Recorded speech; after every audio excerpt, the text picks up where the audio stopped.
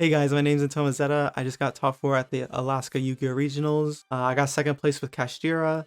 I went 6-1-1, fought against Runick Dogmatica, a Gate Guardians, a Despia matchup, a Super Heavy matchup, a Marincess matchup, and then in finals I went against Evil Twin Sprite, Despia, and then the finals was another Super Heavy matchup.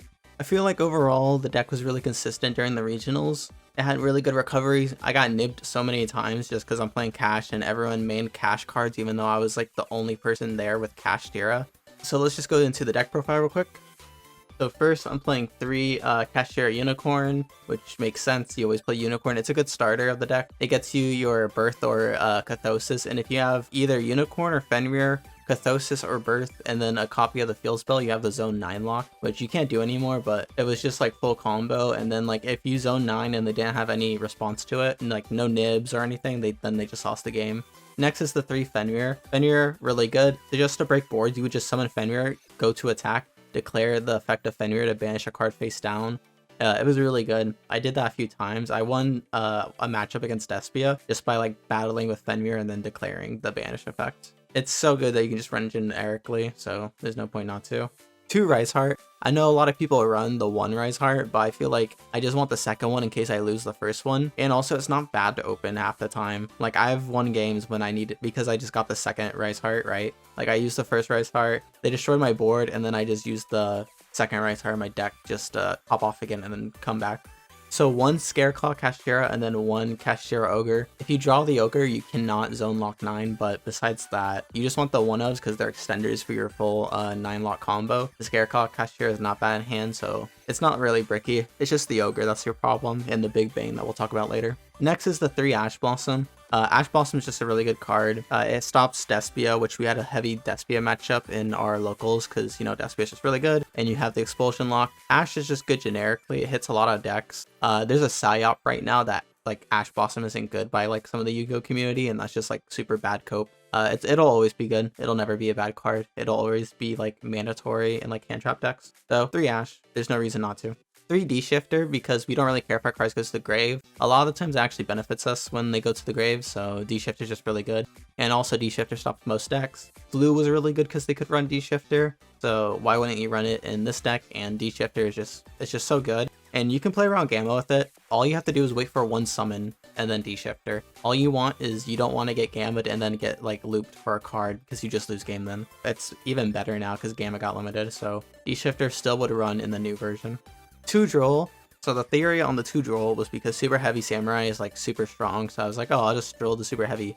Droll doesn't really feel good in this deck because you do D-Shifter, and if you don't know, D-Shifter does stop Droll because Droll has to go to the grave, so you can't even activate Droll under D-Shifter, and you can't activate it under a Rise Heart either because a Rise Heart's just a D-Shifter. Droll is kind of good, kind of bad. Like when I resolved it, it really felt inconsistent, so I would just cut Droll out of this and just replace it with Imperm.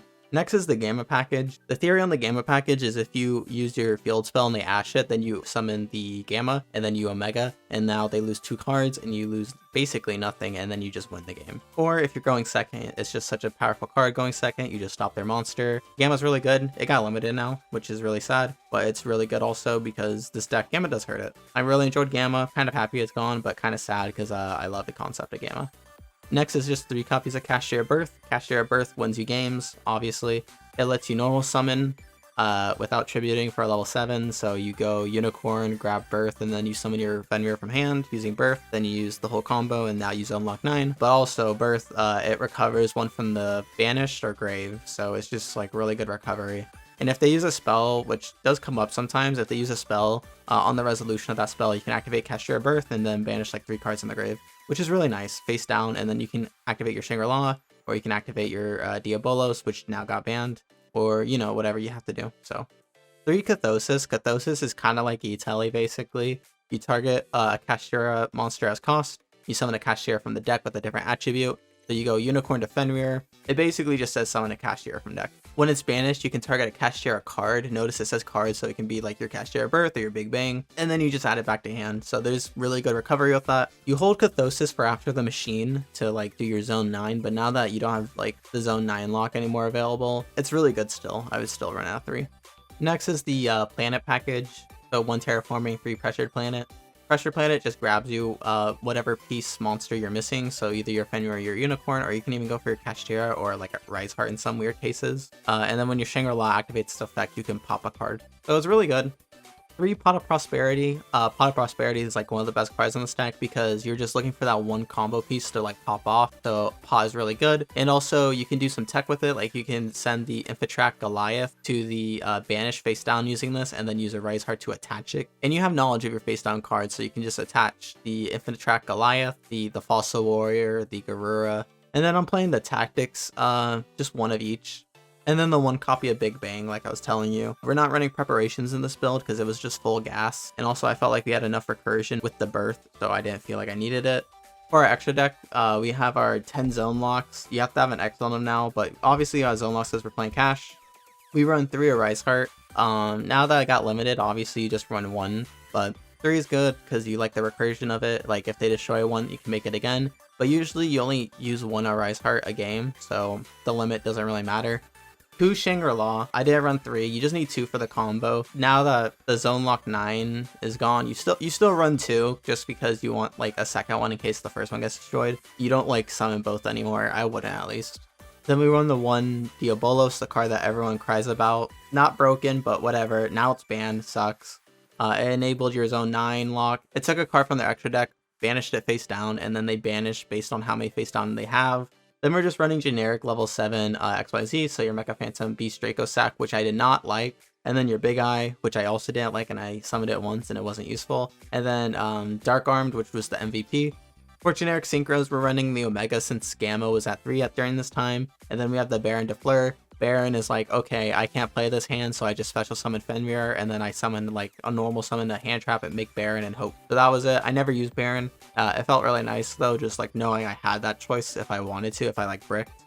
For fusions, I'm just running the 1 Garura. You could run the Fossil Warrior, which I meant to, but I just didn't. I just accidentally didn't run it. You banish off Prosperity, you grab it with a Rise Heart. The Garura is under a Rise Heart. When a Rise Heart is destroyed, then it goes to grave, and then you get the draw. And then Fossil Warrior, if it goes to grave, then you can banish it next turn and just pop a card. So there's like punishments if they get rid of your Rise Heart. And then the links of the deck are Linkuribo, and then Salamangreat. Salamangreat, I don't know why it was in the deck. It was. I just banished off Prosperity every time. Listen, sometimes you just make mistakes when you're putting cards in the deck, okay? And I was given an extra deck.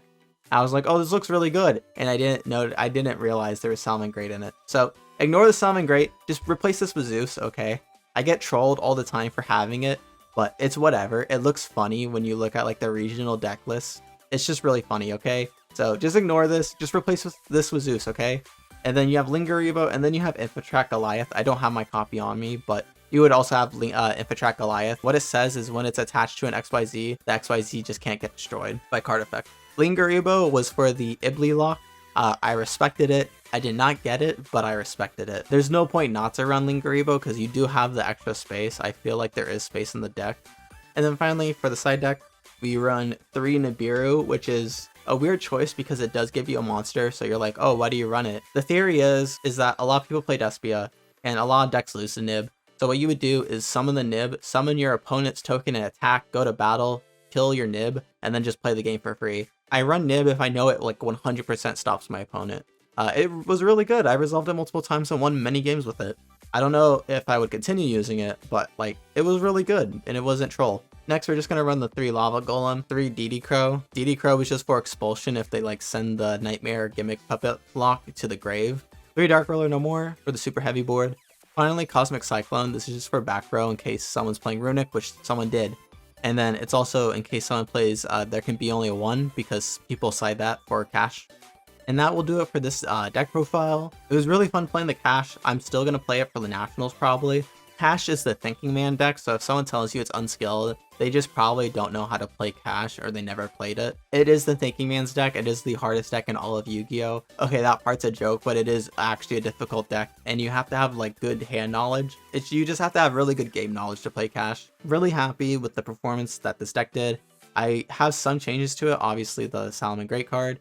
Overall, I wouldn't change too much of the deck. I do have to get new cards though, because this deck was hit, the Diabolos being the biggest one and the Gamma. Hope you play this at your regionals or your locals. It's a really fun deck. I recommend it. If you want to win, you got to play the Cash Bro because people are expecting the D Shifter and the Macrocosmos. Have a great day, and I'll see you later. Bye.